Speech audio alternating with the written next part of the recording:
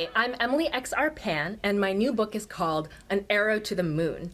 It is a mashup of Chinese mythology and Romeo and Juliet. It's about the goddess of the moon and the god of archery reimagined as teenagers in 1991.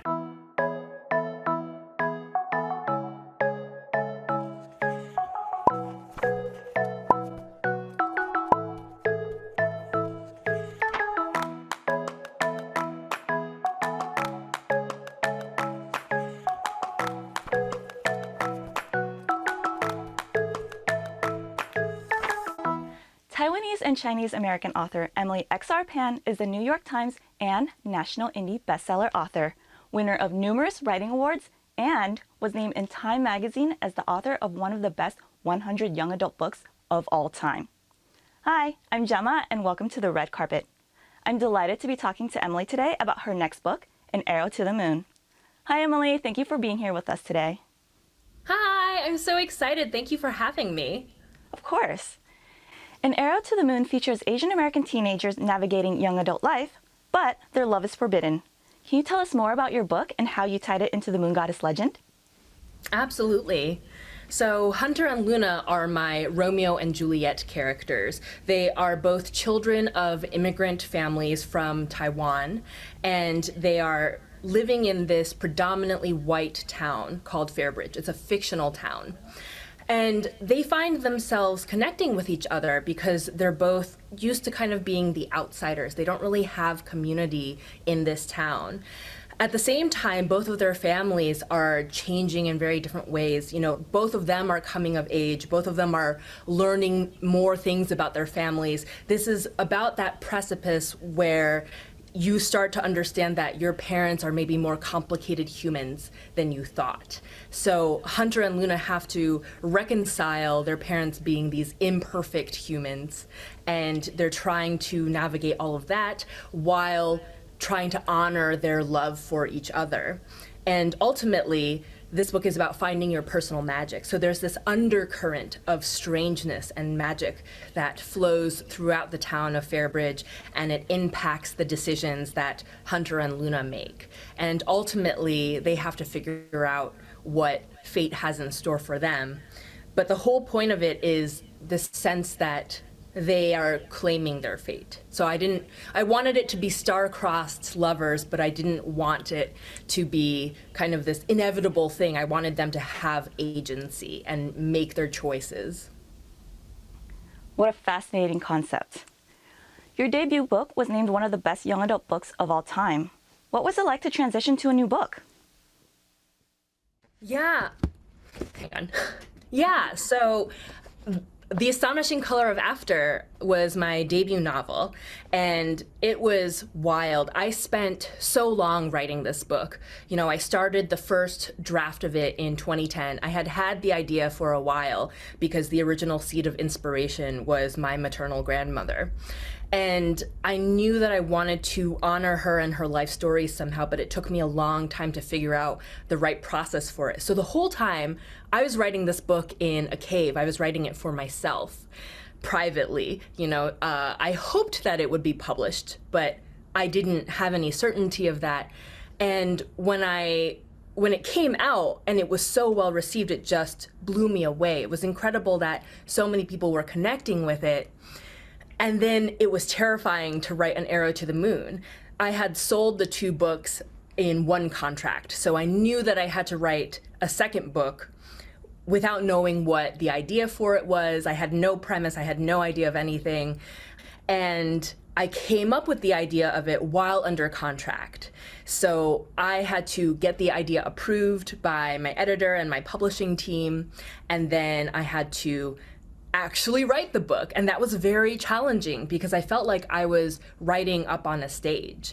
You know, I was getting all these amazing comments and reviews from readers saying things like, oh, I'll read anything that Emily XR Pan writes. I can't wait for what's next. And it felt like I was being held up to kind of an impossible standard because I didn't want to write the same book again. I wanted them to be very different reading experiences, very different types of stories. So there was that part of me that was a little bit fearful that people weren't going to be okay with me taking such a different direction. And I really have to thank my agent for this because he really encouraged me to trust my vision and to trust in my creative instincts. So I was finally able to let go of that fear and actually write An Arrow to the Moon. And I'm really proud of how it turned out because it really matches the vision that I had when I first conceptualized it. And I actually can't say that for any other piece of fiction I've ever written. I've never gotten a piece of writing to the exact finish point, the exact goal that I had in mind. So I'm very proud of this book. I think you should be very proud of the book, too. After having read it, I cried at the end. Oh, that's my life goal, is to make people cry and to make people hungry. My new hero. So the book does feature forbidden love. It's a Romeo and Juliet retelling. Why did you choose to represent the mythology in this way? I have always wanted to do a retelling of Hou-yi and Chang'e. Those are the goddess of the moon. Well, Hou-yi is the god of archery, or the divine archer, and Chang'e is the goddess of the moon. And it was my favorite story, my favorite myth that I would hear from my dad as I was growing up. You know, the divine archer, there's the story about how he shot down 9 of the 10 sons because they were scorching the earth. And so he was this hero to everyone on earth, but then the gods were mad at him and banished him. And Chang'e was the one that he fell in love with, and she ends up, you know, drifting up to the moon because she drinks this elixir that was supposed to be saved for the 2 of them. And I always thought it was so sad how they loved each other, but then they were forced to be apart because Hou-yi could not be on the moon with Chang'e. And that feeling of them being destined for each other, but their love being doomed, that was something that I kept coming back to. And then I realized it's a perfect match for Romeo and Juliet. You know, these 2 young lovers, they're star-crossed, and then their love is doomed. So it was just the perfect fit in my mind to incorporate the 2. I'd always wanted to do a Romeo and Juliet retelling as well.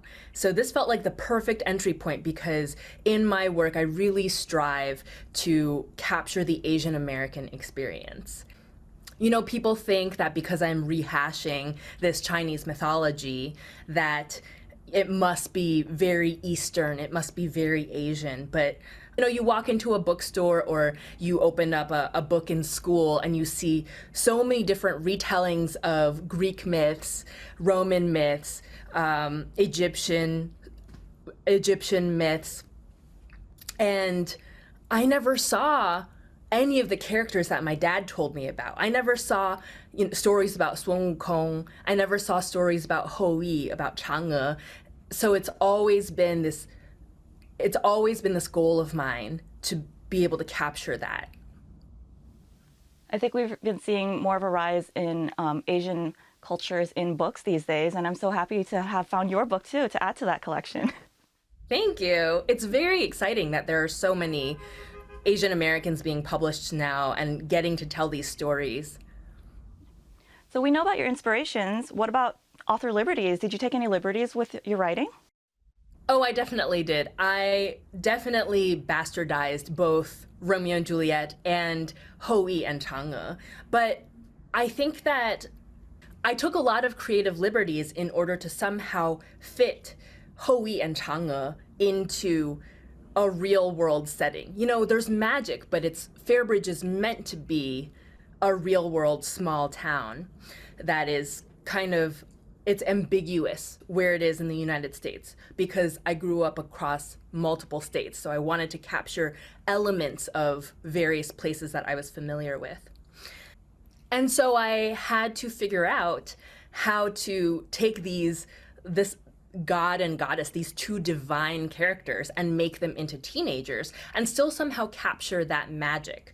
So that took a lot, really took liberties with the myth around there. And then with Romeo and Juliet, it was really important to me that I capture Luna as a character with much more agency. I wanted it to be a more feminist story, right? Juliet has a lot of things in Shakespeare's retelling of Romeo and Juliet. Juliet has a lot of things thrust upon her. She doesn't get to really make her own decisions. She reacts to things, but she ultimately, everything that she does is in response to horrible things happening to her, other people imposing things upon her. And I wanted Luna to make more choices for herself, to be more assertive, to decide that she's going to be her own person. In Romeo and Juliet, Romeo is very whiny. He's very dramatic, and I wanted Hunter to have real reasons to resent his family. I wanted Hunter to have real reasons why he's struggling with what his parents want versus what he wants, and struggling to figure out how to be happy and how to become his own person. So I had to create these family dynamics to try to make something believable and have both the families be breaking apart in very different ways. They go kind of in opposite directions. That was very intentional on my part to show the resilience that it takes and these hard decisions that Hunter and Luna have to make for themselves. Basically, I wanted to modernize Romeo and Juliet and make it much more feminist and much more relatable. As much as I love Romeo and Juliet, there are things about it that when I reread it or rewatch it just really irk me. So this was my way of trying to fix those things. I definitely saw Luna making a lot of hard choices in her life. I think a lot of our viewers would agree that Luna definitely is a feminist icon. So as for the romance, we do have two young adults finding solace in each other. What struggles did they go through in order to be together? So Hunter and Luna's parents are on different ends of the political and cultural identity spectrum. Luna's family considers themselves Taiwanese, and Hunter's family considers themselves Chinese. So that also feeds into their enmity, their dislike of each other. That was something I wanted to capture because there's this real tension there where people make assumptions based on how others identify, specifically in the question of being Taiwanese versus Chinese. And so that is a point of conflict for their families. Luna and Hunter also both have professor fathers who are in direct conflict at work. They are rivals. And so there's this underlying dislike and enmity, and their interactions are forbidden. Their parents expressly hate each other, and they both have to sneak around and kind of figure out, well, why do my parents feel so strongly in this way, and how are my parents possibly wrong? Because there is that moment when we're coming of age and we start to realize, oh, I shouldn't just absorb everything that my elders tell me. Like, I should learn to think on my own, and maybe I can draw my own conclusion. And I think that's a very important aspect of this, that Luna starts out kind of just, blanketly, is that even a word? Luna, I think it's really important that Luna starts out having this sense of her parents know best for her. They want the best things for her, and so of course they must be right. And Hunter starts out with this sense that his parents just do everything incorrectly. They're just terrible, they've made mistakes, and he can't stand living this life with them. And then over the course of the book, Luna starts to doubt her parents. She starts to see where her parents are making decisions that are not things that she agrees with, and she would choose differently for herself. And for Hunter, he starts to realize that maybe there is some logic to his parents behaving the way that they have all these years. And they have to navigate these feelings and these conflicts in order to be together. And they also have to navigate these questions of identity and figure out what really matters.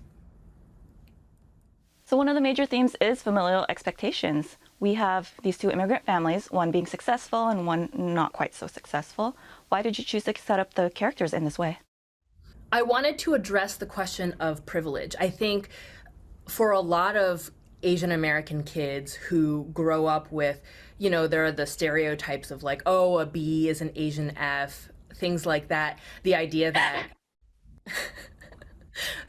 that you have to apply to the Ivy League schools, that was very common among my friends, but that's not true of every Asian American experience. And it's also a highly privileged experience to assume that you're definitely going to go to college, that it's going to be somehow highly ranked, or you need to bring honor to your family by going to a college with a well-known name. There's all this BS floating around there. And so I wanted to have an example of that in Luna, and then have the opposite in Hunter, where he doesn't even want to go to college. He doesn't see the point because he's in such disagreement with what his parents want, and he's kind of jaded about what it means to be successful.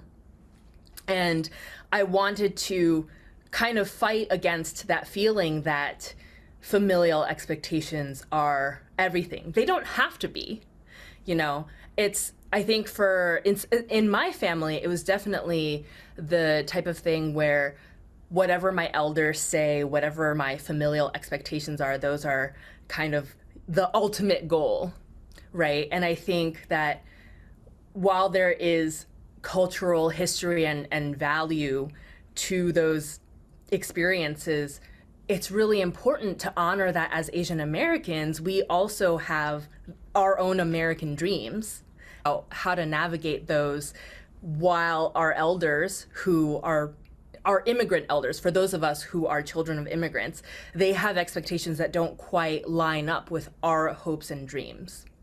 So I wanted it to be kind of radical in that Hunter and Luna end up not trying to be the perfect Asian American stereotypical teenagers. But in the end, I think that the final decisions that Hunter makes are pretty honorable.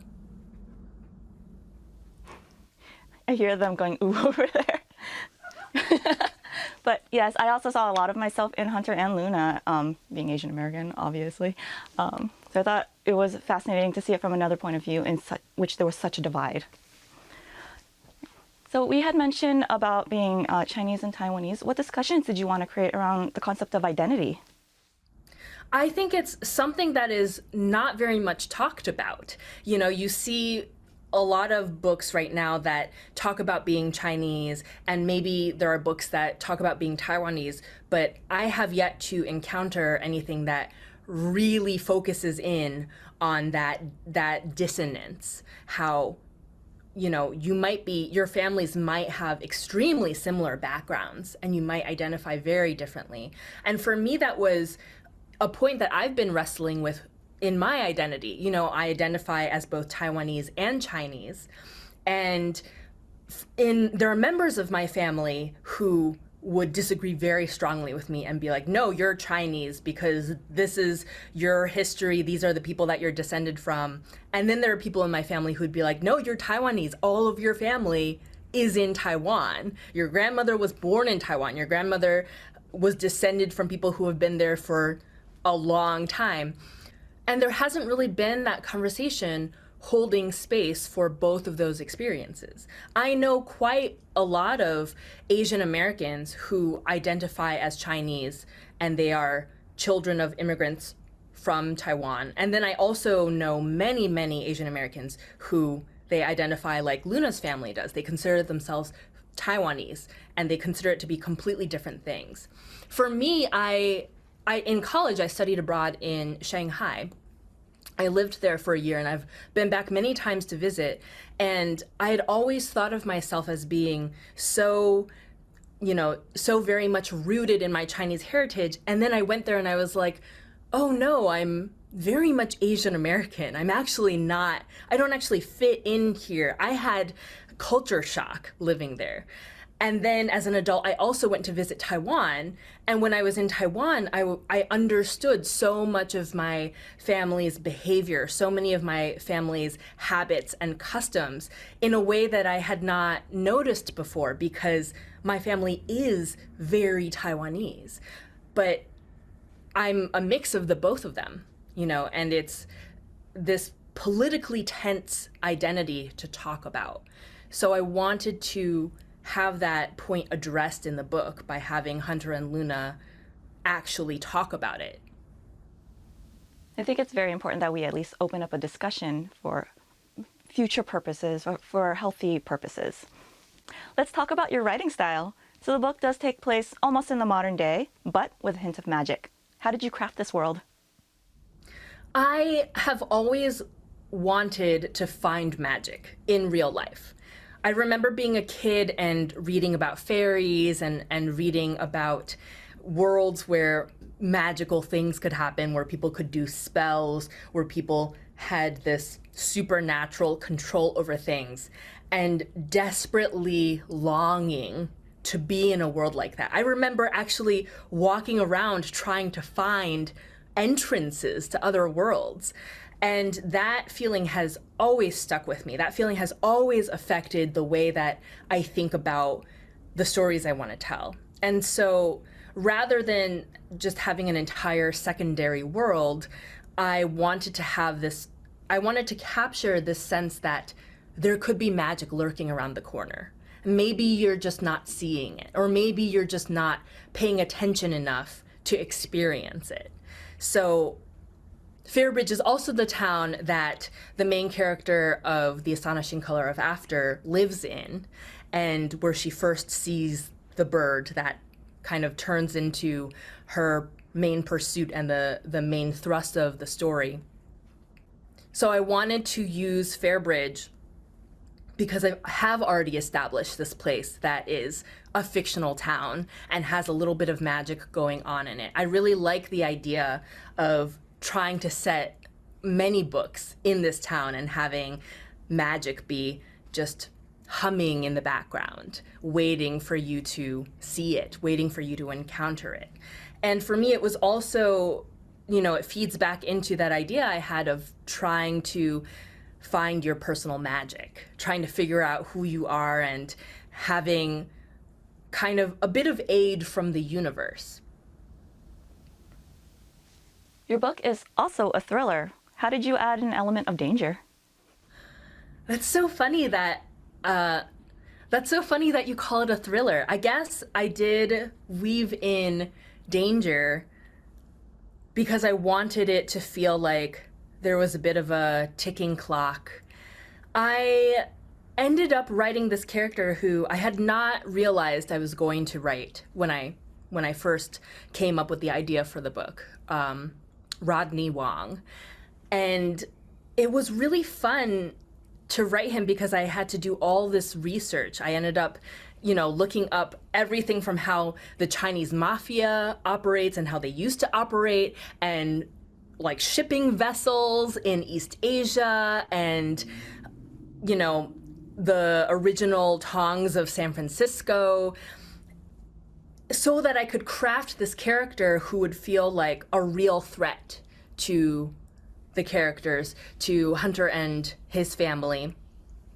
And that became another way to tie in a bit of cultural history, because he has kind of a specific connection to the Terracotta Warriors. So there are references to that bit of history in there that if you're familiar with the history, you might notice, oh, this is a cool riff on it. And if you're not familiar with the history, then it just feels like this added bit of flavor. What do you hope readers will take away from this? I hope that readers will feel inspired.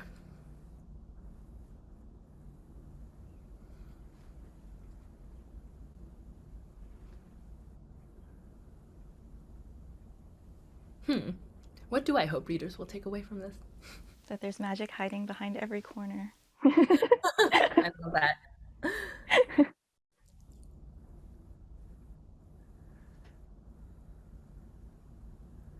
This is maybe the writing teacher in me talking, but I kind of hope that this inspires readers to retell stories of their own, to figure out, especially Asian American readers, but really this book is for anybody who's ever felt that they didn't belong in any way at all. And I love the idea of this inspiring people to think, oh yeah, I am American, I am living in diaspora, or I am living in this community where I don't belong, but I can tell my story in that context, and I can own my story.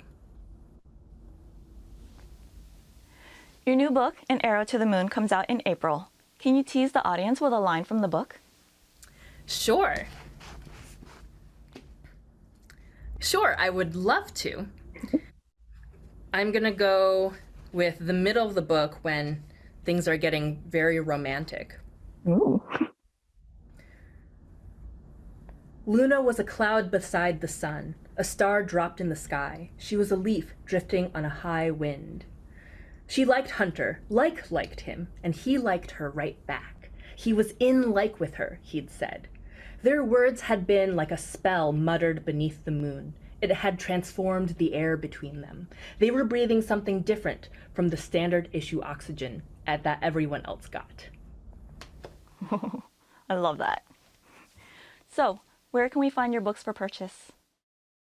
You can find it anywhere books are sold. There's also going to be an audiobook, there's the ebook, so I hope you'll check it out. All right, and where can we find you? You can find me on social media. My handle everywhere is EXRPAN. Thank you so much for talking to us today, Emily. I'm sure many of our audience can relate to the young adult life struggles that Hunter and Luna go through. I'm sure they will also be really fascinated with the magical world you depicted in your story. Thank you so much. It's been a pleasure. My guest today has been author Emily Pan with her book, An Arrow to the Moon, available for purchase wherever books are sold. I'm Gemma for the Kpop-TV Entertainment Network, and I'll see you next time.